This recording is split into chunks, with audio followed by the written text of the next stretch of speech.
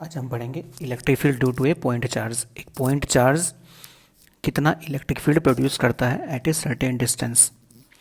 देखिए कि हम जानते हैं कि कोई भी चार्ज अगर स्पेस में रखा है तो वो अपने चारों तरफ एक इलेक्ट्रिक फील्ड प्रोड्यूस करता है, लेकिन वो कितना इलेक्ट्रिक फील्ड प्रोड्यूस करता है ये हम आज देखेंगे। तो आज का टॉपिक है electric field due to a point charge. तो सपोज हम मान लेते हैं कि हमारे पास में एक चार्ज है। तो यहाँ पर एक चार्ज है जिसको हमने क्यू नाम दिया है, और इस चार्ज से आर डिस्टेंस पर कोई पॉइंट है। इस पॉइंट को हम मान लेते हैं पी।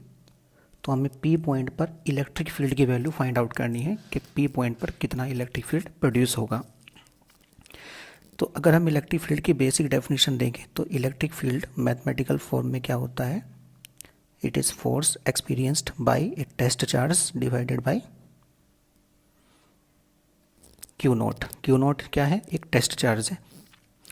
तो अगर हमें पी पॉइंट पर इलेक्ट्रिक फील्ड फाइंड आउट करना है तो हम क्या करते हैं, इस पी पॉइंट पर एक टेस्ट चार्ज लेकर के आते हैं। टेस्ट चार्ज पॉजिटिव होता है हमेशा, और इस चार्ज को भी हम मान रहे हैं प्लस क्यू। तो हमें फाइंड आउट करना है electric field at the point P. तो उसके लिए हमें क्या फाइंड आउट करना पड़ेगा, पहले फोर्स फाइंड आउट करना पड़ेगा कि कितना फोर्स इस क्यू नोट चार्ज पर लगेगा। अब देखिए क्यू पॉजिटिव है, क्यू नोट भी पॉजिटिव है, तो क्यू नोट पर जो फोर्स लगेगा कैसा लगेगा, रिपल्सिव। तो रिपल्सिव फोर्स किधर होगा, इस तरफ होगा, उसको मैंने एफ मान लिया है। तो मुझे इस एफ फोर्स की वैल्यू पहले पता करनी है, और अगर मैं इस फोर्स एफ को क्यू नोट से डिवाइड कर देता हूँ तो मुझे इलेक्ट्रिक फील्ड पी पॉइंट पर मिल जाएगा। तो सबसे पहले क्या करेंगे, सबसे पहले फोर्स की वैल्यू निकालेंगे। फोर्स ऑन क्यू नॉट, और ये फोर्स कौन एग्जर्ट कर रहा है, क्यू। तो दो चार्ज हैं क्यू और क्यू नॉट, उनके बीच में डिस्टेंस है आर। तो कितना फोर्स लगेगा दोनों के बीच, F is equal to Coulomb's law से 1/4 epsilon naught Q into Q naught divided by R square. तो फोर्स की वैल्यू हमें पता चल गई, लेकिन ये फोर्स किधर लगा है, क्योंकि ये फोर्स रिपल्सिव है। तो आप देख सकते हैं अगर मान लीजिए क्यू चार्ज ओ पॉइंट पर रखा है, इसको मैं अगर ओ मान लेता हूँ, तो ये फोर्स जो एफ है ये ओ से पी की तरफ लगा हुआ है, मतलब इसकी डायरेक्शन क्या है, अलोंग ओ पी। तो आप चाहें तो यहाँ पर डायरेक्शन को भी शो कर सकते हैं, तो it is along O P. अब मुझे इलेक्ट्रिक फील्ड चाहिए पी पॉइंट पर। तो electric field at point P, तो कितना इलेक्ट्रिक फील्ड होगा, इलेक्ट्रिक फील्ड की डेफिनेशन क्या होती है, the force divided by q naught. Force अभी हमने ऊपर निकाला है, तो ये जो फोर्स की वैल्यू आई है जो हमने,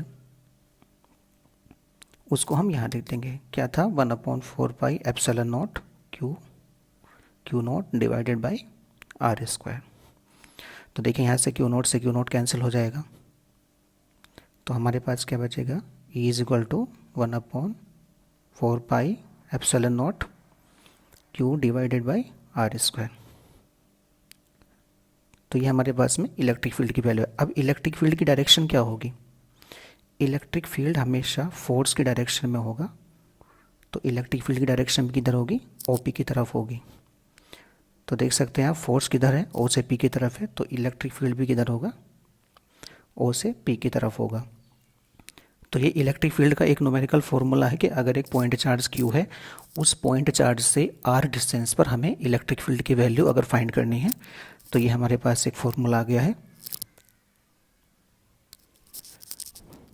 और ये इलेक्ट्रिक फील्ड ओ से पी की तरफ है। अगर मान लीजिए हमारे पास चार्ज नेगेटिव होता, सपोज कीजिए जो चार्ज माइनस क्यू है, और इस माइनस क्यू चार्ज से आर डिस्टेंस पर हमें पी पॉइंट पर इलेक्ट्रिक फील्ड निकालना है, तो वैसे ही हम इसको प्रोसीड करेंगे। अंतर क्या होगा, फोर्स की डायरेक्शन इस बार पी से ओ की तरफ हो जाएगी, क्योंकि क्यू नोट पर फोर्स कैसा लगेगा, अट्रैक्टिव।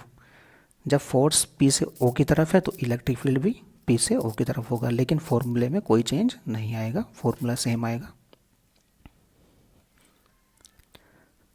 तो आपने देखा जो ई है यहाँ पर वो डिस्टेंस के साथ कैसे वेरी करता है, it is inversely proportional to the square of distance. Means अगर हम एक ग्राफ प्लॉट करते हैं बिटवीन ई एंड आर,